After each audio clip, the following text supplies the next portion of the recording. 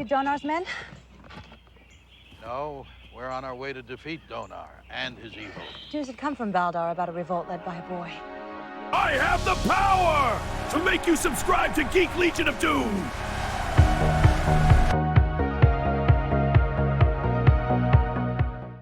Charles Griffiths directs and co-writes Wizards of the Lost Kingdoms 2 from 1989. Now in 1985, Roger Corman produced the Wizards of the Lost Kingdom, which was a extremely low budget fantasy movie aimed at a younger audience. Corman had produced some fantasy movies and sorcery movies that were a kind of US-Argentina co-production, but they were kind of more adults. Think Deathstalker, Barbarian Queen and such. So he wanted to make a more family-friendly movie, and thus came up with Wizards of the Lost Kingdom. But he didn't want to spend a lot of money, so he actually just used a lot of scenes from other, his more adult fantasy movies, and then just to film a few scenes around them to kind of string together the story. And they did it again in 1989 with the sequel, Wizards of the Lost Kingdom 2, which uses a lot of footage from Barbarian Queen, Warrior and the Sorceress, Deathstalker and such, and then just film a few scenes. Now it's actually quite blatant because they used David Carradine in this, and Carradine of course was in Warrior and the Sorceress, and they've actually got him wearing the very sort of similar costume to what he wore in Warrior and the Sorceress, so the scenes don't look too jarring, for example. Anyway, what's the story of Wizards of the Lost Kingdom 2? Now, I should point out as well that this movie really isn't a direct sequel to the original. It doesn't have any kind of real connective tissue, to be honest. But there is this young boy, 15-year-old boy, who is tasked to become a wizard to defeat three evil wizards who have taken over three sort of separate kingdoms. And he's trained by an elderly good wizard, but this good wizard hasn't got a lot of power left. So they sort of go on this quest to find other heroes and retrieve some magical artifacts and then defeat these kind of evil wizards along the way. We have a few recognisable names in this movie. As I've mentioned, David Carradine, probably the biggest name here, but you've got Sid Haig, and you've got Lana Clarkson as well, who was in a few of these kind of sword and sorcery movies. So there's a couple of recognisable faces if you're a genre fan. What will happen? You'll have to watch the movie and find out. So let's discuss it. So a relatively hard movie to find these days, I have to say. I had this on VHS, but trying to find a copy on disc is hard these days. What can we say that works in this movie's favour? Now, as I say, I do think the star power in this one, if you can call it that, is certainly better than the original, which really the biggest one there was Bo Svensson.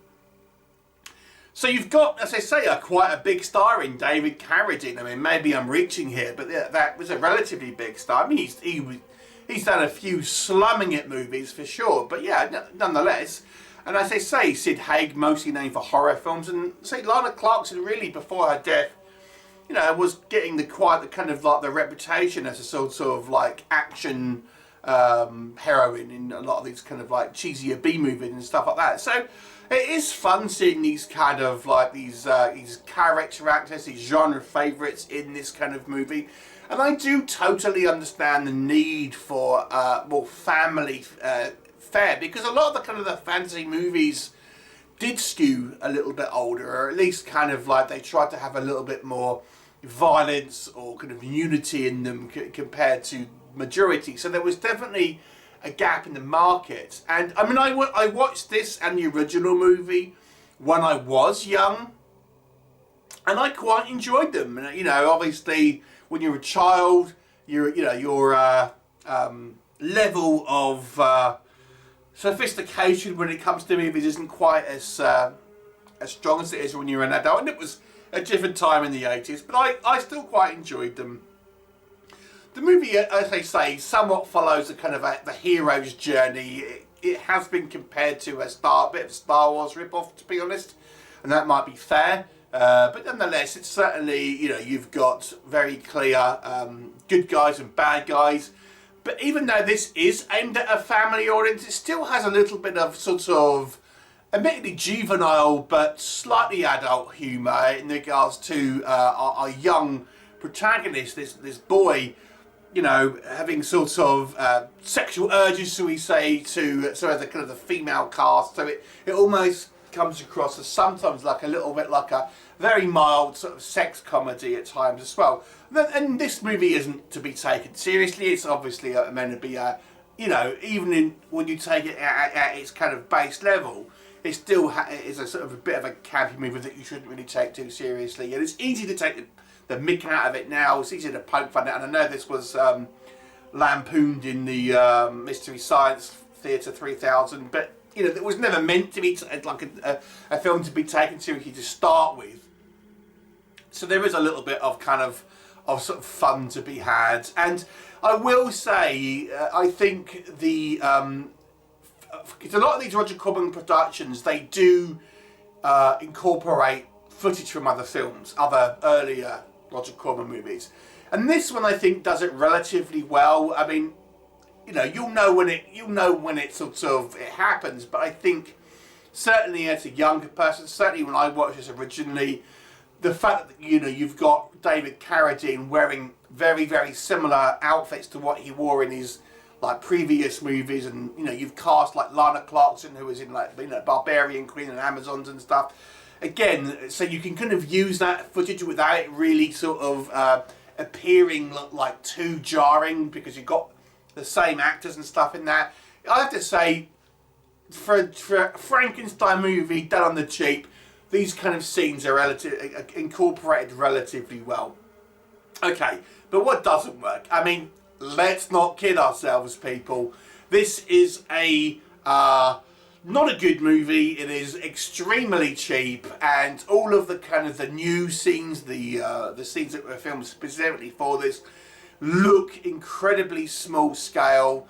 All the kind of like the wide shots with the kind of loads of extras and bigger scale fight scenes, they're all from other movies. The only you'll get a little bit of kind of like David Carradine fighting a few like palace guards and stuff that were filmed for this one, but not a lot. And you can clearly see, if you're as an adult and someone who's used to watching these kind of films now, the sort of level of cheap production that this movie actually has.